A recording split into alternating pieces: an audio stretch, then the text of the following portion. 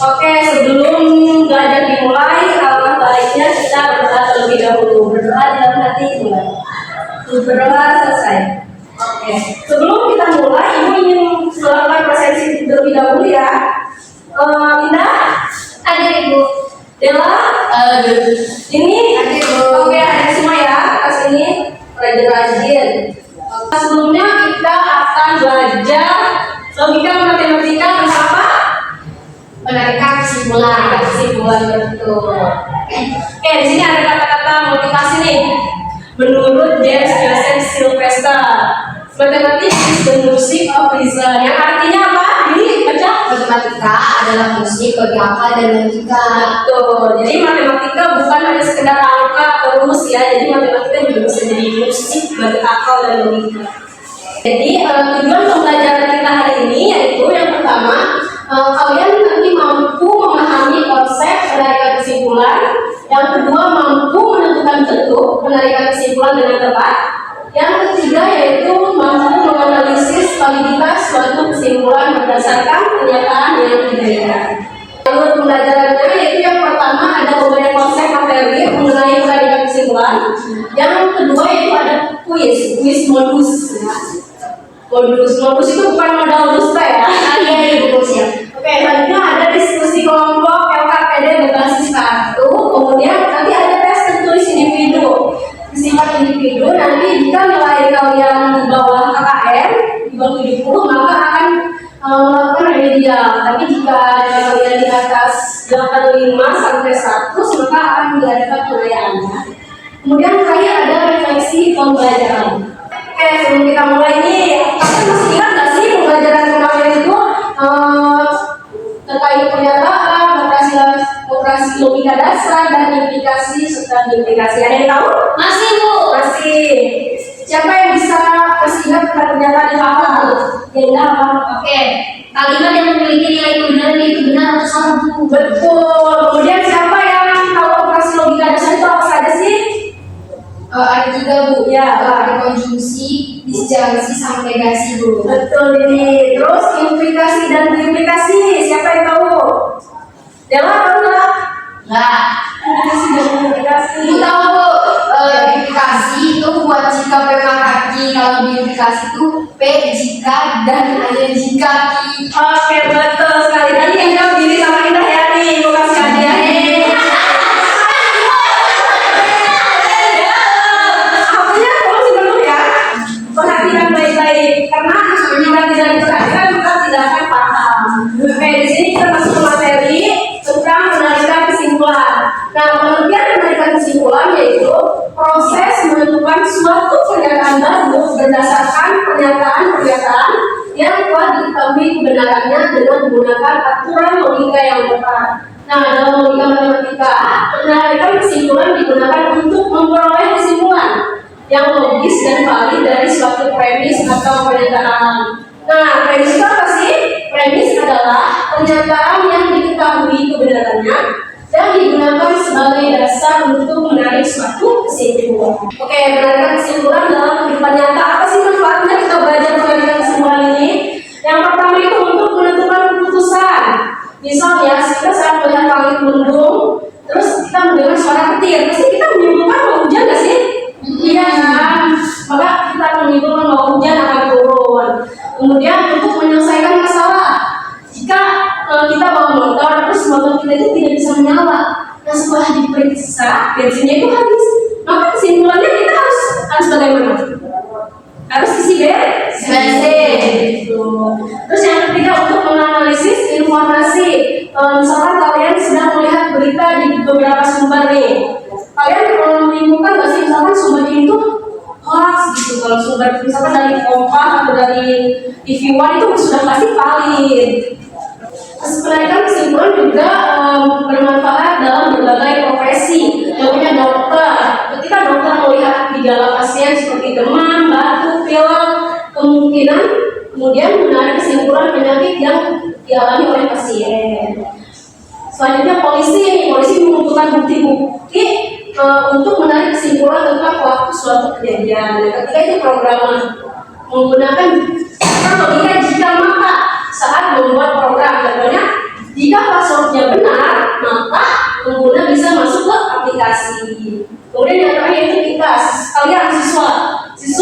menyelesaikan soal, siswa membaca dulu informasi pada soal tersebut, lalu menentukan jawaban berdasarkan langkah dan logika yang tepat. Oke, jadi pada hari ini kita akan mempelajari materi penarikan kesimpulan. Nah, penarikan kesimpulan ini kita bagi menjadi 3 ya. Ada modus ponens, modus tollens, dan silogisme. Hari ini kita akan belajar mengenai modus itu modus ponens dan modus tollens. Oke, jadi yang pertama yaitu modus ponens. Siapa mau tulisnya ya jika ini dicatat? Ponens. Siapa yang bisa baca apa itu modus ponens? Bentuk penarikan kesimpulan yang menyatakan jika Q benar dan P benar, maka Q benar. Oke, jadi syarat agar kesimpulan dianggap valid, maka premis-premis yang digunakan itu harus benar. Jika salah satu pernyataannya salah, maka kesimpulan bisa menjadi tidak tepat atau tidak dapat dipercaya. Nah, kan bentuk modus ponens kan jika P maka Q. Nah, premis 2-nya itu yaitu P dan kesimpulannya yaitu Q. Ini aturan logikanya sudah seperti ini ya. Jika syaratnya misalkan premis 2-nya I dulu Bu, terus kesimpulannya P, berarti P. Maka ini tidak bisa. Harus P dulu baru I. Dan keduanya juga harus benar. Contoh, jika Budi rajin belajar, maka Budi lulus. Premis keduanya yaitu Budi rajin belajar, maka kesimpulannya Budi lulus. Nah, di sini ada sebuah soal nih, satu soal. Premis satunya itu jika hujan turun maka jalan basah. Premis keduanya hujan turun, maka kesimpulannya tidak dapat apa? Ini jalan basah. Oke. Ada yang ingin ditanyakan? Kenapa premis 2-nya itu tidak jalan basah? Kenapa tidak jalan basah premis 2-nya? Karena kita tahu P-nya itu hujan turun, itu jalan basah. Menurut aturan modus ponens, yang pertama itu premis 2-nya harus P apa Q? Harus P. P-nya itu apa? Hujan turun. Jadi P-nya itu harus jalan basah. Premis 2-nya kesimpulannya jalan basah. Jadi harus sesuai aturan ya. Jika misalkan premis 2-nya jalan basah, terus kesimpulannya hujan turun, ini tuh tidak valid. Terus tidak dapat diketahui kebenarannya gitu loh. Bu, mau tanya dong.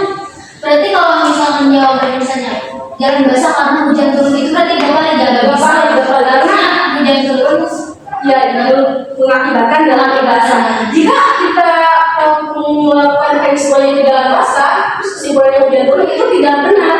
Karena jalan basah itu bukan berarti hujan turun aja bisa disiram oleh orang. Iya, Bisa suka lihat mobil tangki gitu kan, jalan basah kan mobil gitu. Jadi aturan modus ponens itu penting. Jadi harus P dulu baru Q. Tidak bisa Q dulu baru P. Lanjut ke modus tollens nih. Apa sih bedanya modus ponens sama modus tollens? Coba bacakan apa itu modus tollens.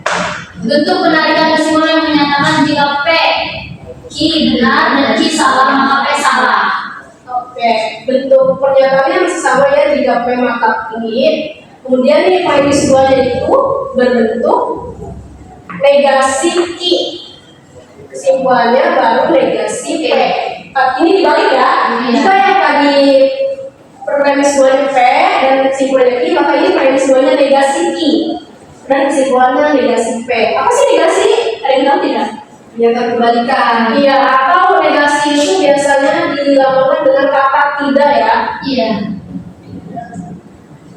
Nah, syaratnya itu agar kesimpulannya valid, premis 1 itu harus berbentuk implikasi seperti ini, dan premis 2-nya itu harus berupa negasi Q dan kesimpulannya itu negasi P. Jika bentuk premisnya tidak sesuai, maka kesimpulan yang diperoleh bisa menjadi tidak valid atau tidak tepat. Contoh di sini ada jika hari ini hujan, maka jalanan basah. Nah, premis 2-nya yaitu jalanan tidak basah. Maka kesimpulannya hari tidak hujan. Kemudian lanjut, di situ ada soal nih. Jika paham materi maka nilai bagus. Premis 2-nya nilai tidak bagus. Kesimpulannya apa? Ada yang tahu? Ini tuh negasi Q, ini negasi P. Jadi negasi P itu apa? Tidak paham materi. Iya betul, seperti itu ya. Jadi memakai walaupun di ininya tidak memakai kata tidak negasi P. Dan tapi ketika kita membuat kesimpulan berupa modus tollens, maka kita pakai negasi seperti ini. Nah, di sini ada yang ditanyakan? Oke, di sini ada tebak-tebakan nih, manakah modus tollens? Ada yang bisa tebak? Yang B, Bu. Betul, Indra. B. Kemudian ada satu lagi. Yang manakah modus tollens? Yang A, Bu. Betul. Oke. Lanjut. Yang sesuai nggak, Bu? Dapat dong. Nanti ya. Kemudian di sini ada kuis, boleh kalian scan kuisnya? Oke. Pemenangnya yaitu yang pertama Indra, yang kedua Dini, yang ketiga Dewa. Oke. Lanjut. Ada diskusi ini ada KPD ya. Ini kelompok 1, kelompok 2, kelompok 3. Oke. Jadi itu parturnya itu masih kosong ya. Premis 2-nya itu masih kosong, terus kesimpulannya juga masih kosong. Jadi kalian buat agar sesuai dengan kolom tersebut. Oke, ini kartunya ya.